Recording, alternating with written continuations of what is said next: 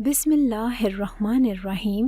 السلام علیکم۔ اس دنیا میں بہت درد ہیں، بہت تکلیفیں ہیں۔ یہی سوچ کر ایسے لوگوں کی مدد کرنے کا ارادہ کیا تھا جن کی مدد کوئی نہیں کرتا، اور اس فلاحی ادارے میں کام کرنے لگی تھی۔ میری کہانی بھی کوئی اچھی کہانی نہیں تھی، میرے ساتھ بھی بہت برا ہوا تھا، تبھی میں یہاں آ گئی تھی۔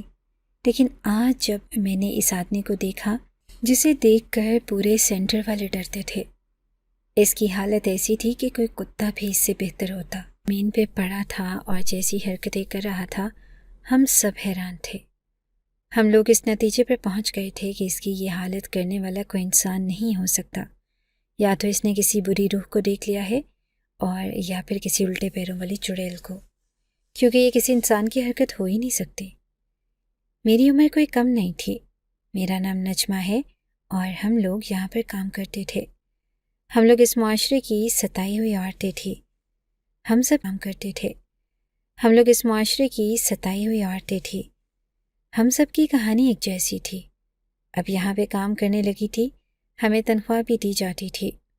میری ایک اور دوست بھی تھی یہاں پر جس کا نام نفیسہ تھا، اور اس کی ایک بیٹی بھی تھی، لیکن میری کوئی اولاد نہ تھی۔ میں اپنی بہن کے ساتھ رہتی تھی۔ اس کے بچے جوان تھے اور اس نے مجھے اپنے گھر میں رکھا ہوا تھا، اور میں اس کے گھر میں رہنے کا کرایہ بھی دیا کرتی تھی۔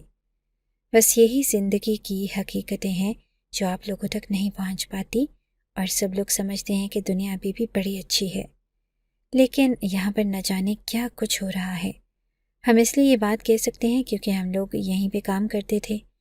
ایسے لوگوں کو یہاں لایا جاتا تھا۔ ایسی عورتوں کی کہانیاں تھیں کہ ایک دفعہ سن لو تو انسانیت کے اوپر سے بھروسہ ہی اٹھ جاتا تھا۔ ایک دفعہ یہاں پر ایک عورت کو لایا گیا تھا جس کی عمر زیادہ سے زیادہ 23 میں نہیں تھی۔ بتایا گیا تھا کہ اس کے شوہر نے اپنے ماں باپ کے ساتھ مل کر اس کی یہ حالت کر دی۔ ہمارے سینٹر کا جو مالک تھا، اس کا نام محمد رضوان تھا۔ رضوان صاحب سے سب لوگ ڈرتے تھے۔ پورے سینٹر والے ان کے نام سے ہی تھر تھر کانپتے تھے، کیونکہ اتنے بڑے سینٹر کو چلانا کوئی آسان کام نہیں تھا۔ ایسے ہی بندے کی ضرورت تھی جو سب کے اوپر اپنا روب جما کے رکھے، اور وہ ایسا کرنے میں کامیاب ہو گئے تھے۔ لیکن ایک بات بڑی عجیب تھی کہ جب بھی اس سینٹر میں کسی عورت کی میت لائی جاتی تھی تو وہ کہتے تھے کہ مجھے اس میت کے ساتھ 1 گھنٹے کے لیے چھوڑ دو۔ ان کے بارے میں لوگ عجیب و غریب قسم کی باتیں کرتے تھے کہ یہ ایسا کیوں کرتے ہیں۔ پہلے تو ہمیں لگتا تھا کہ یہ جھوٹ ہے، ایسا ہے ہی نہیں، لیکن ایک دن میں نے اپنی آنکھوں سے دیکھا تھا جب اسی لڑکی کو لایا گیا۔ اس کا نام سائمہ بتایا جا رہا تھا۔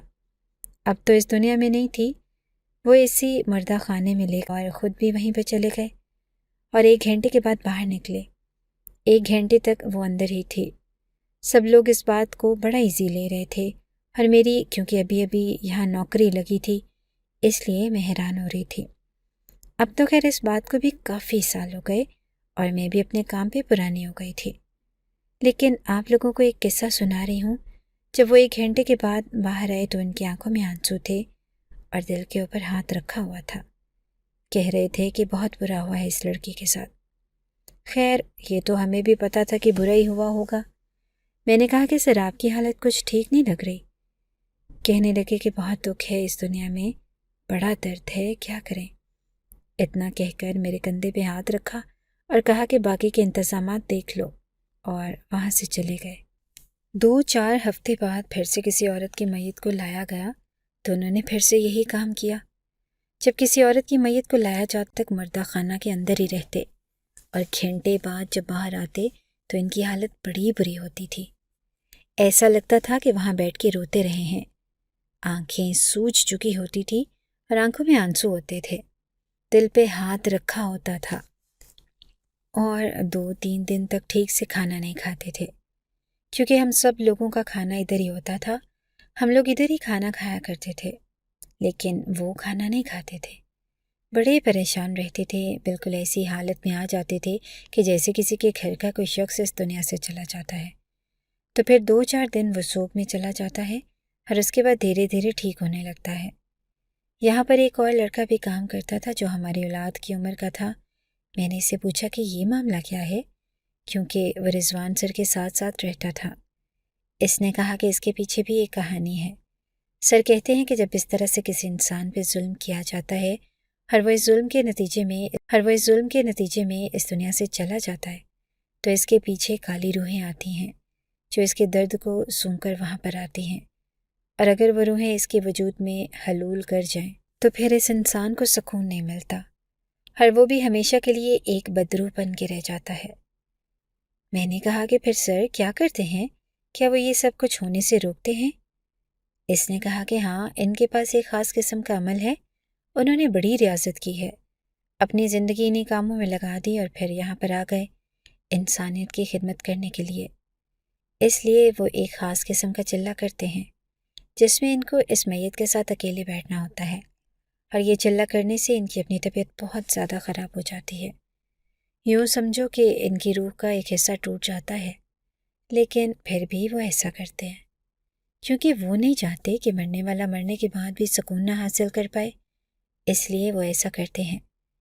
یہ ایک بڑا گہرا عمل ہے، اس بات کے بارے میں زیادہ لوگوں کو پتہ نہیں ہے، لوگ ان کے بارے میں الٹی باتیں کرتے ہیں، لیکن ان کو کسی کی پرواہ نہیں۔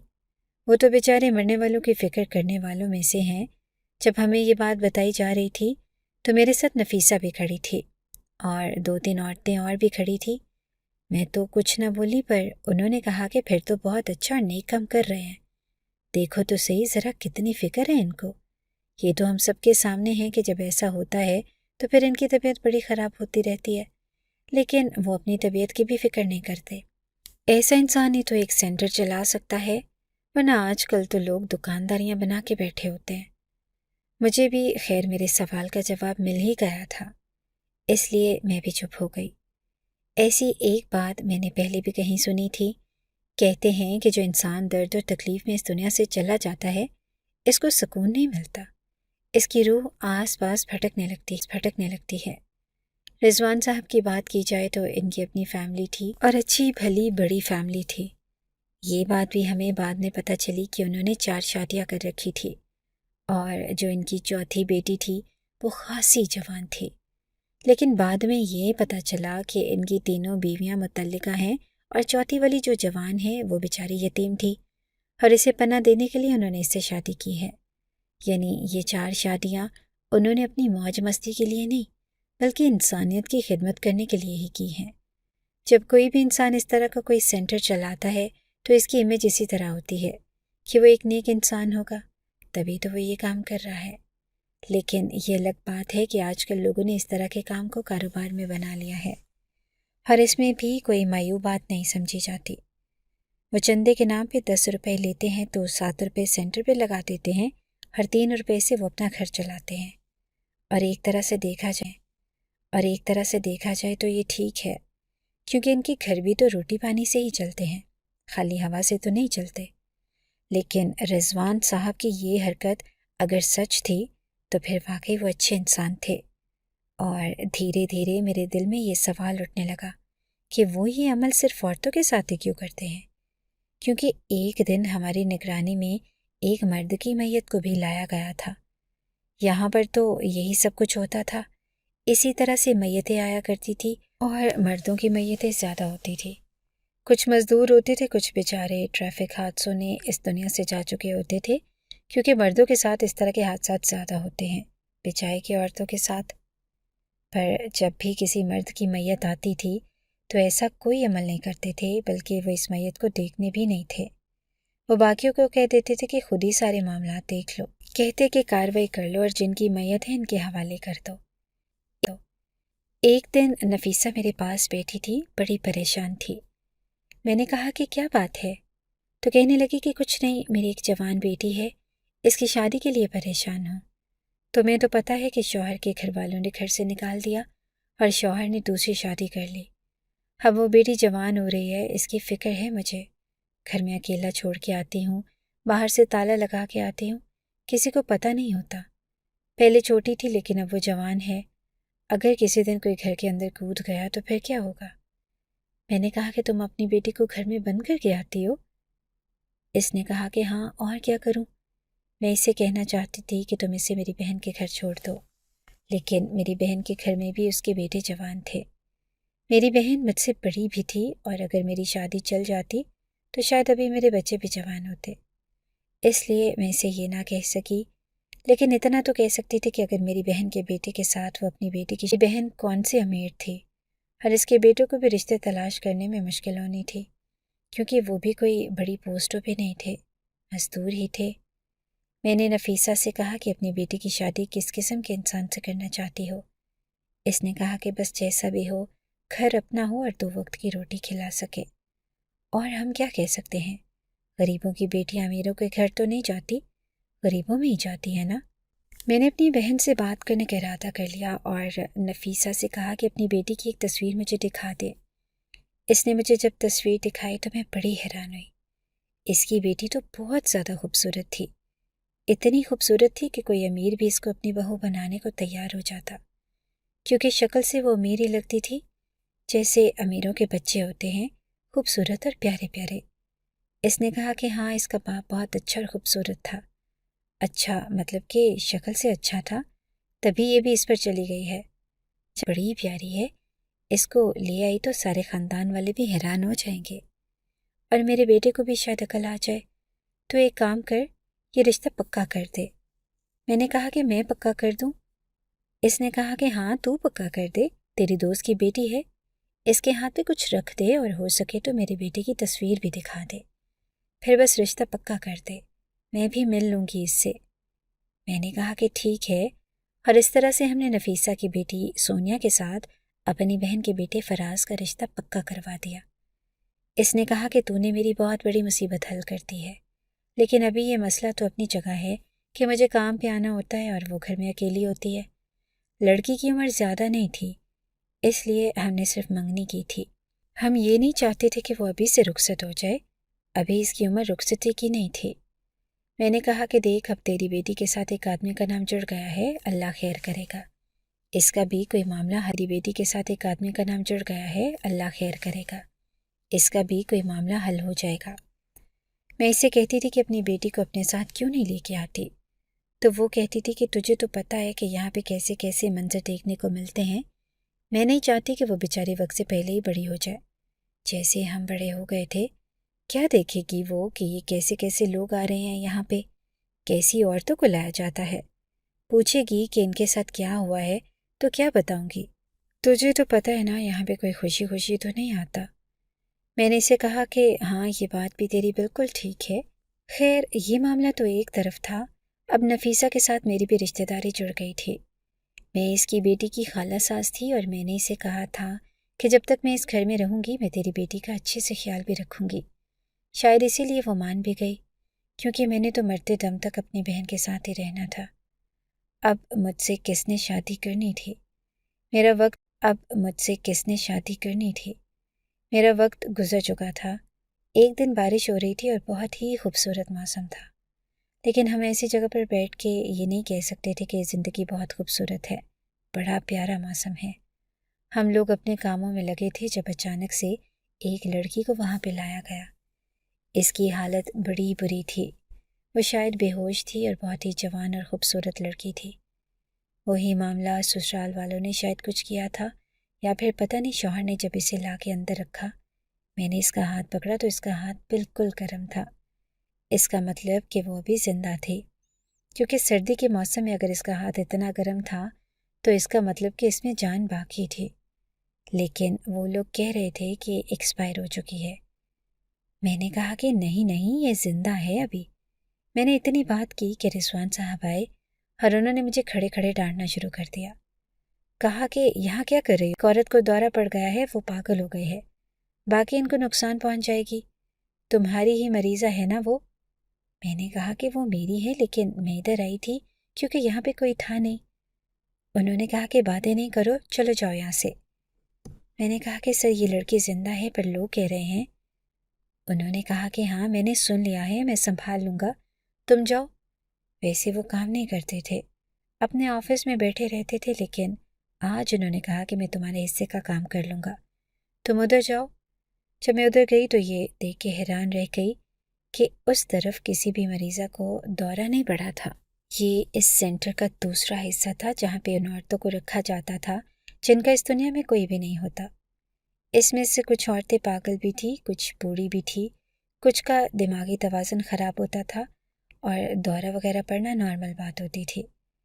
میں ذرا لوگوں کو اچھے طریقے سے سنبھال لیتی تھی، اس لیے سب کی میرے ساتھ دوستی تھی۔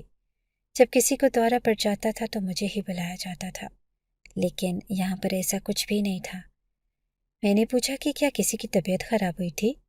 تو انہوں نے کہا کہ نہیں، کسی کی بھی طبیعت نہیں خراب ہوئی۔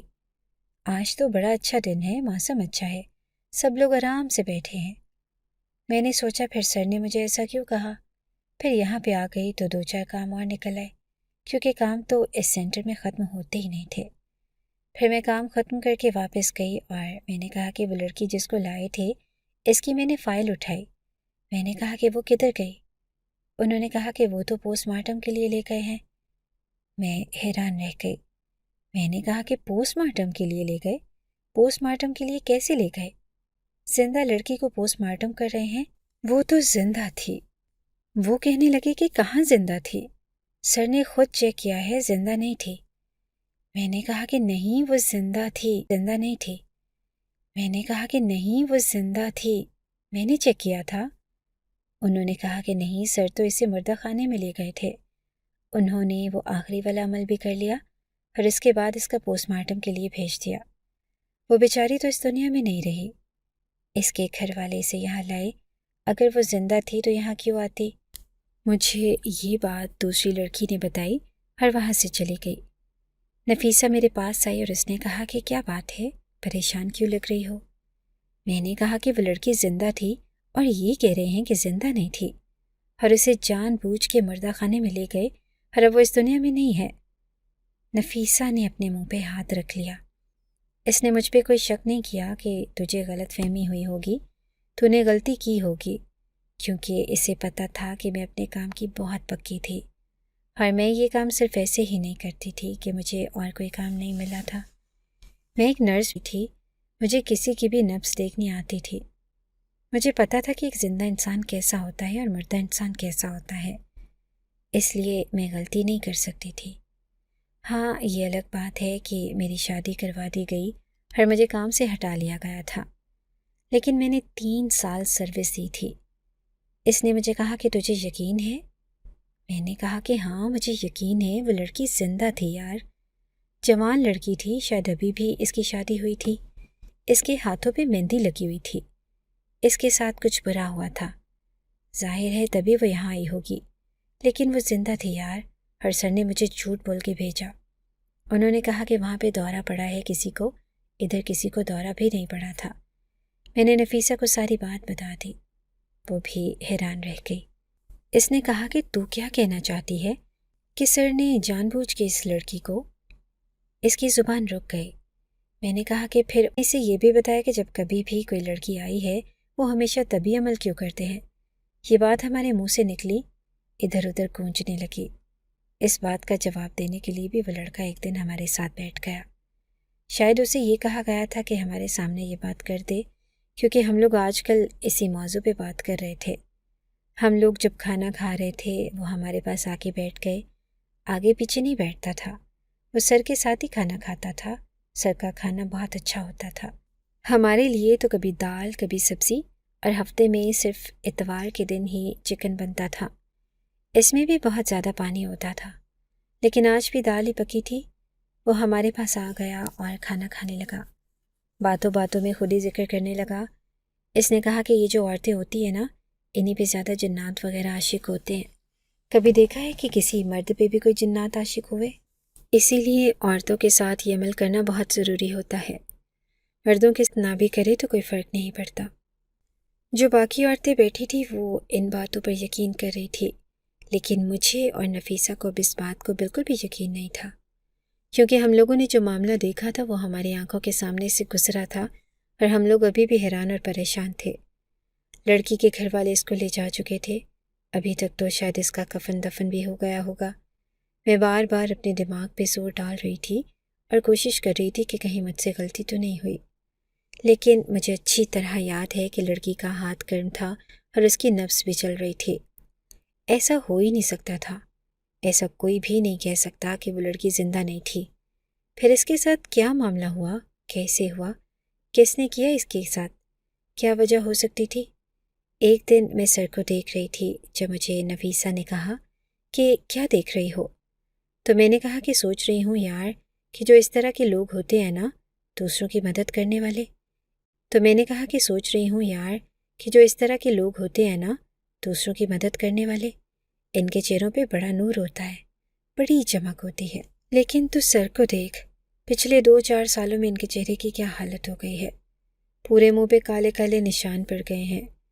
وہ جیسے ان عورتوں کو پڑ جاتے ہیں جو بہت زیادہ بچے پیدا کرتی ہیں، جن کو چھائیاں کہا جاتا ہے، لیکن وہ اتنی نمایاں نہیں ہوتی۔ سر کے منہ پہ وہ بالکل کالی سیاہ تھے، ان کے ماتھے پہ، ان کے رخساروں پہ، ناک پہ اور تھوڑی پہ ایسے لگتا تھا کہ انہوں نے کوئی بچوں کو ڈرانے والا ماسک پہن رکھا ہے۔ وزن بھی بہت زیادہ بڑھ گیا تھا، حواس بھی ایسی ہو گئی تھی کہ ہر ٹائم گلا خراب رہتا تھا، اور سکون تو ایک پل کا بھی نہیں تھا۔ ہر ٹائم غصے میں رہتے تھے، اپنا غصہ کسی نہ کسی پہ نکالتے رہتے تھے، پریشان بھی رہتے تھے، اور ان کے چہرے پہ بالکل بھی سکون نظر نہیں آتا تھا، جبکہ وہ تو لوگوں کی مدد کر رہے تھے پھر ایسا کیا معاملہ تھا کہ ان کو دیکھ کے ایک عجیب سی نحوست محسوس ہوتی تھی۔ میں بہت دن تک اس معاملے میں پریشان رہی، مجھے اس لڑکی کا چہرہ بار بار یاد آتا تھا۔ یہ تو وہی بات ہو گئی تھی کہ جیسے جان بوجھ کے اس دنیا سے بھیج دیا گیا تھا۔ ہم لوگ یہاں پہ لوگوں کی مدد کرنے کے لیے موجود تھے، زندوں کو مردہ بنانے کے لیے نہیں۔ مجھے نفیسہ نے کہا کہ اب تو پریشان ہوتی رہے گی تو کچھ نہیں کر سکتی، جو ہونا تھا وہ ہو گیا۔ میں نے اس لڑکی کے گھر کا پتہ لیا، پتہ نہیں کیوں میں اس کے گھر جانا چاہتی تھی۔ میں اس کے گھر بھی چلی گئی اور گھر جا کے پتہ چلا کہ سب سے بڑی بہن تھی، ابھی 4 بہنیں باقی تھی۔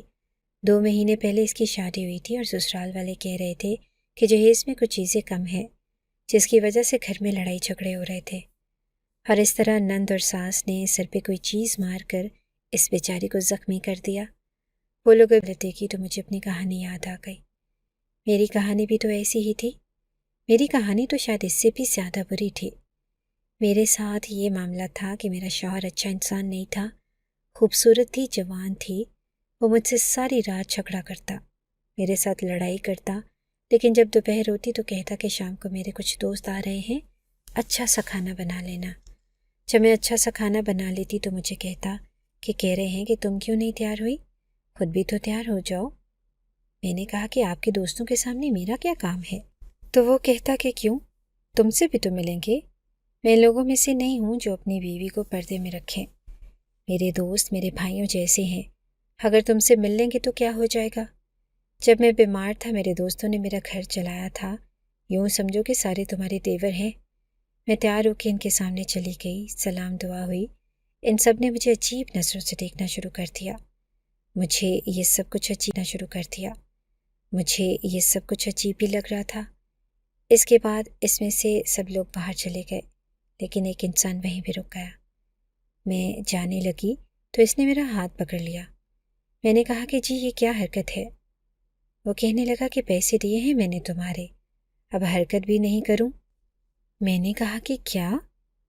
یہ سن کر میں حیران رہ گئی کہ میرے شوہر نے مجھے کھڑے کھڑے بیچ دیا تھا، وہ بھی اپنے دوستوں کے آگے۔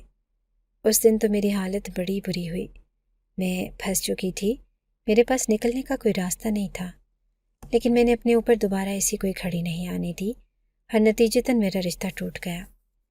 میرے شوہر نے مجھ پر ہی بدکرداری کا الزام لگایا اور اسی الزام کو الٹا کر کے میرے پہ لگا دیا کہ جب اس کے گھر میں اس کا کوئی دوست آتا تھا تو میں اس پہ بری نظر رکھتی تھی، اس لیے اس نے یہ سب کچھ کیا ہے، اور وہ میرے جیسی عورت کو اپنے ساتھ نہیں رکھنا غلطی نہیں ہے۔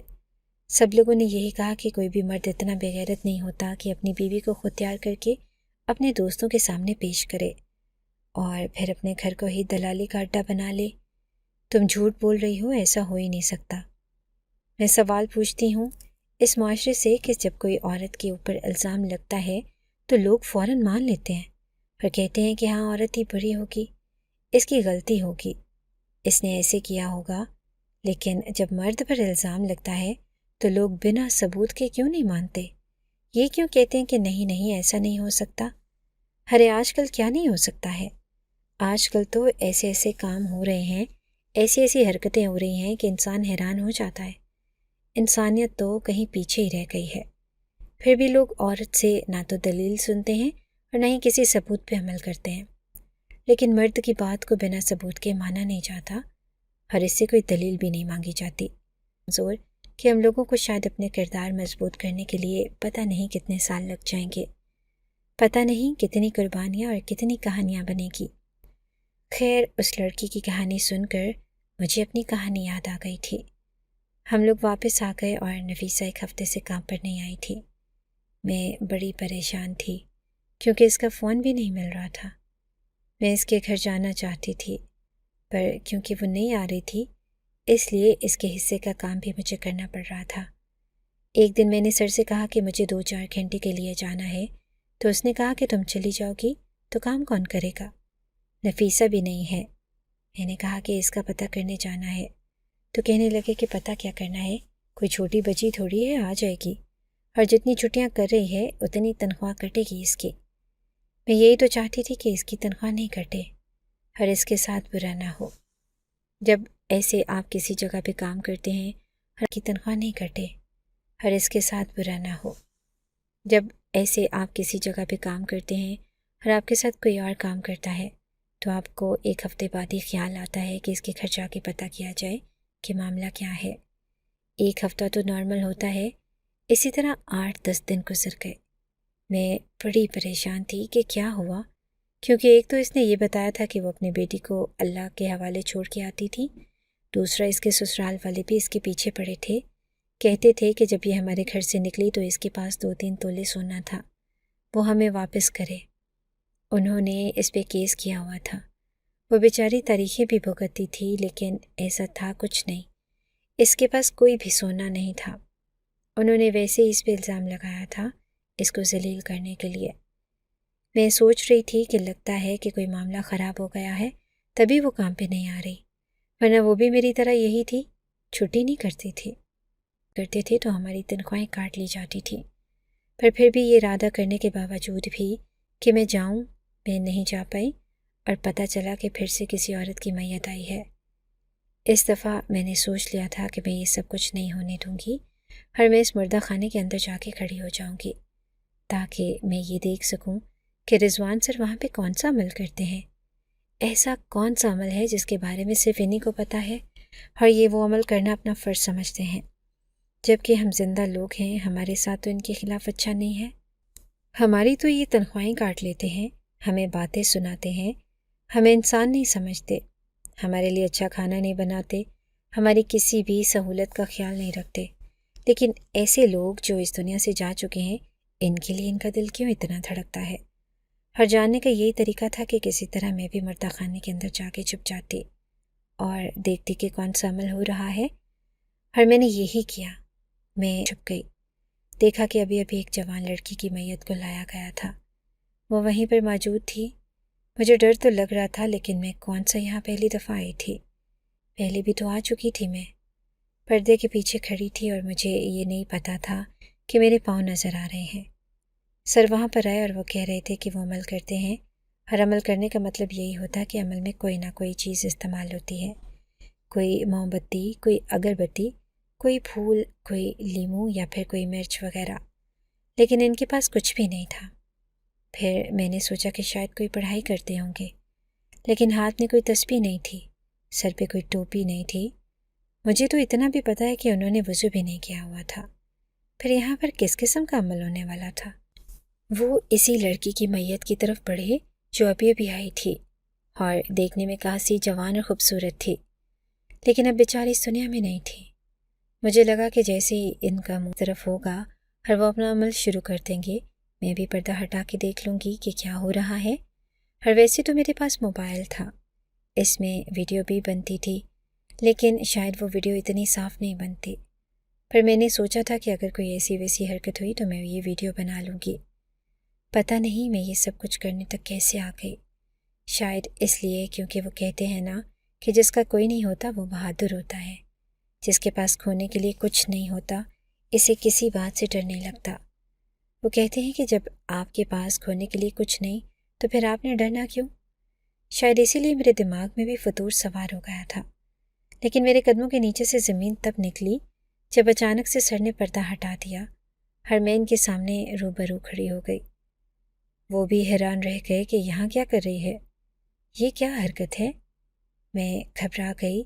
हरमैन को क्या बताती कि आपकी जासूसी करने के लिए खड़ी थी। मैंने कहा कि कर रही थी, आप अचानक से अंदर आ गए और मुझे पता कि आपने अमल करना था। मुझे लगा कि मैं साइड पे खड़ी हो जाती हूँ, जब अमल ख़त्म हो जाएगा तो मैं बाहर चली जाऊँगी। ये ना हो कि मेरी वजह से आपके अमल में खलल पड़ जाए और आपको गुस्सा आ गया, इसलिए मैं साइड पे खड़ी हो गई। मैंने बहाना बड़ा ही पक्का बनाया था और मैं तो वैसे ही डरी हुई थी। उन्होंने कहा कि अगर तुम इस कमरे के अंदर रहती हो और मैं अमल शुरू करता तो तुम पे भी हंसीब आ जाते। शुक्र करो कि मैंने तुम्हारे पाँव देख लिए। तब मैंने अपने पैरों की तरफ देखा और अपना सर पीटने का दिल किया कि पर्दे के नीचे से मेरे पाँव नज़र आ रहे थे। उन्होंने कहा कि चलो निकलो यहाँ से और किसी को अंदर आने नहीं देना, बाहर ही खड़ी हो जाना। मैंने कहा कि जी, मेरा प्लान तो नाकाम हो गया था, लेकिन अब मुझे उन्होंने काम दे दिया। मैं बाहर ही खड़ी थी, पर मुझे नहीं पता था कि मेरा प्लान तो नाकाम हुआ, लेकिन आज सारी हकीकत हम सबके सामने आ जाएगी। बाहर ही खड़ी थी, पर मुझे नहीं पता था कि मेरा प्लान तो नाकाम हुआ, लेकिन आज सारी हकीकत हम सबके सामने आ जाएगी। मैं वहीं खड़ी थी जब मुझे मेरी बहन की कॉल आ गई। इसने कहा कि तुम्हारी नफीसा का फ़ोन आया था, कह रही है कि तुम्हारे बेटे के साथ अपनी बेटी का रिश्ता नहीं करेगी, रिश्ता तोड़ दिया है इसने। मैं ये सुन के हैरान रह गई। मैंने कहा कि रिश्ता कैसे तोड़ दिया, क्यों तोड़ दिया, ये कैसी बात कर रही हो। इसने कहा कि हाँ, इसने रिश्ता तोड़ दिया और ये भी कहा कि आइंदा हमें फ़ोन भी ना करना, हमसे कोई राब्ता भी ना करना। मेरी बहन थोड़ी जज्बाती थी, लड़ाई झगड़े करने वाली थी। इसके बेटे भी ज़्यादा मेहनती नहीं थे, लेकिन इनके किरदार के बुरे नहीं थे। इसलिए मुझे भी समझ नहीं आ रहा था कि नफीसा ने क्यों इनकार किया था। ऐसी भी क्या बात हुई थी कि ऐसी कोई खबर मिली होगी जो इसने इनकार कर दिया, लेकिन ऐसा कुछ होना तकरीबन नामुमकिन था। ऊपर से वो इतनी ही थी। मैं वैसे ही परेशान थी, लेकिन थोड़ी देर के बाद जो वहाँ पे मंजर देखने को आया वो हैरान कुन था। अभी पूरा घंटा नहीं गुजरा था, कोई 15-20 मिनट गुजरे होंगे कि सर वहाँ से निकल के भागे, और ऐसे भागे कि इनको देख के कोई भी डर जाता। उन्होंने ऐसी ऐसी गैर इंसानी चीखें मारी और चीखें मारते हुए वहाँ से भागे कि मेरा दिल बुरी तरह से बैठ गया। इनको होश नहीं था और इनके कपड़े कहाँ हैं, इनको होश नहीं था कि इनके जूते कहाँ हैं।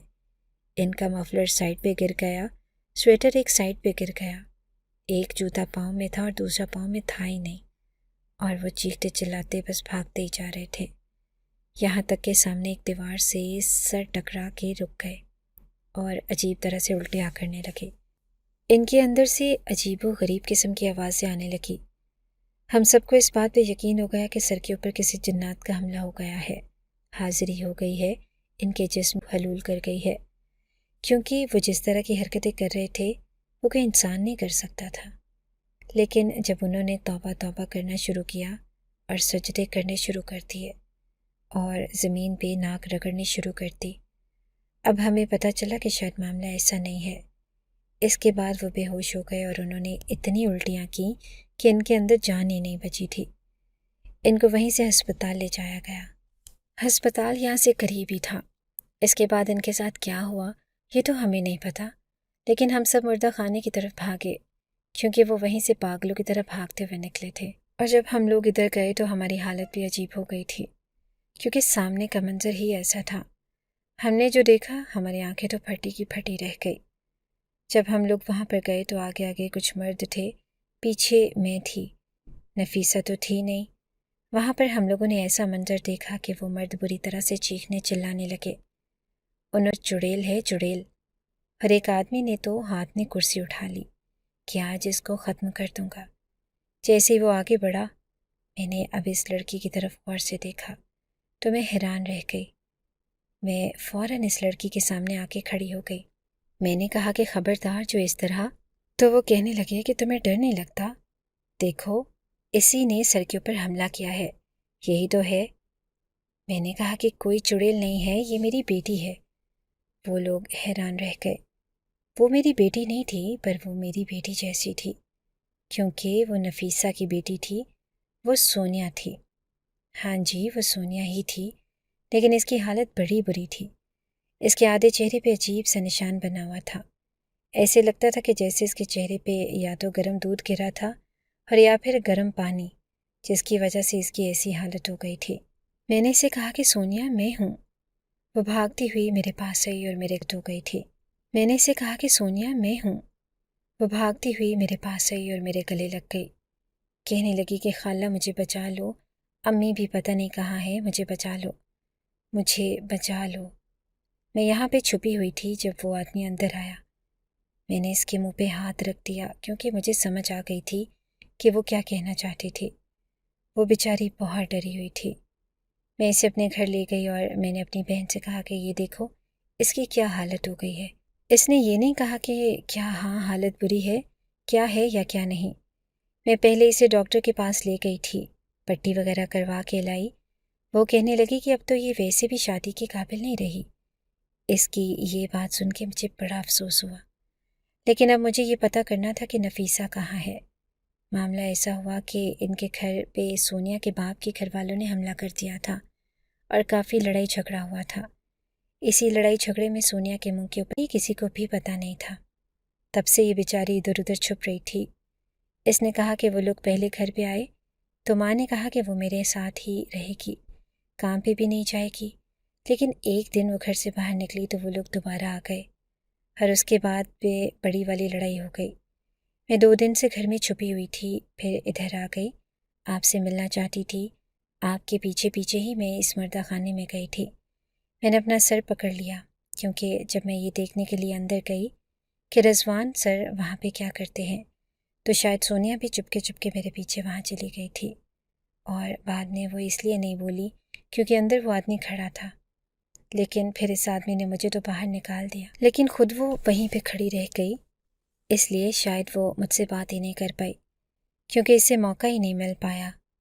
پر اس کے بعد جو سونیا نے بیان دیا وہ یہ بات ثابت کرنے کے لیے کافی تھا کہ رضوان صرف جوان لڑکیوں کے ساتھ ہی وہ عمل کرنے کے لیے کافی تھا کہ رضوان صرف جوان لڑکیوں کے ساتھ ہی وہ عمل کیوں کیا کرتے تھے، اور وہاں پہ عمل کے نام پہ جوان لڑکیوں کے ساتھ کیا ہوتا تھا یہ سب کو پتہ چل گیا کہ یہ جو رضوان ہے زناکار آدمی تھا، اور اب اس کے خلاف میرے پاس ایک جیتا جاگتا ثبوت تھا۔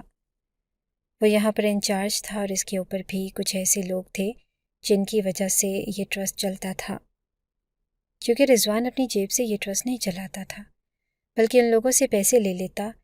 اس لیے میں نے سوچ لیا کہ میں اس کی شکایت لگاؤں گی اور سونیا کو بھی سمجھا دیا کہ وہ بھی بیان دے گی۔ اسی بیچ میں نے کچھ لوگوں سے مدد مانگی اور نفیسہ کو بھی واضح کروا لیا۔ اسے ان لوگوں نے ایک جگہ پر قید کر دیا تھا، وہ بھی بڑی بری حالت میں تھی۔ اب میں نفیسہ کے ساتھ ہی اس کے گھر پہ رہنے لگی۔ سونیا کا بھی علاج چل رہا تھا اور نفیسہ کا بھی۔ ہم نے اوپر شکایت لگائی تھی، ہمیں نوکری سے نکال دیا گیا، لیکن رضوان کو بھی اس سینٹر کی دیکھ کرنے کے کام سے ہٹا دیا گیا ہے۔ ہم تو سمجھتے تھے کہ وہی مالک ہے، لیکن اصل میں وہ مالک نہیں تھا، وہ یہاں پہ انچارج تھا۔ تبھی تو مالکوں کی طرح ہم پہ حکم چلاتا تھا۔ تبھی تو ہم کہیں کہ جب یہ کوئی جوان لڑکی آتی تبھی کیوں اس نے عمل کرنا ہوتا تھا۔ سونیا کی عمر کم تھی، وہ بیچاری معصوم تھی، اس کے ساتھ بھی برا ہونے والا تھا، لیکن جب رضوان نے اس کی شکل دیکھی تو وہ یہ سمجھ گیا کہ شاید یہ لڑکی اس دنیا سے جا چکی تھی، لیکن اب اس کی روح اس کے اندر واپس آ گئی ہے، اور کیونکہ سونیا کا چہرہ جلا ہوا تھا اس لیے وہ بہت زیادہ خوفناک لگ رہی تھی۔ رضوان نے یہی سمجھا ہوگا کہ یہ لڑکی چڑیل بن گئی ہے، تبھی تو وہ ایسے پاگلوں کی طرح ڈرتے ہوئے وہاں سے بھاگا، اور اسی ڈر میں آ کے جو اس کا سر دیوار پہ لگا تھا تو اس کی طبیعت اور بھی زیادہ خراب ہو گئی، اسے الٹی آنے لگی تھی اور اس کی حالت بری ہو گئی تھی۔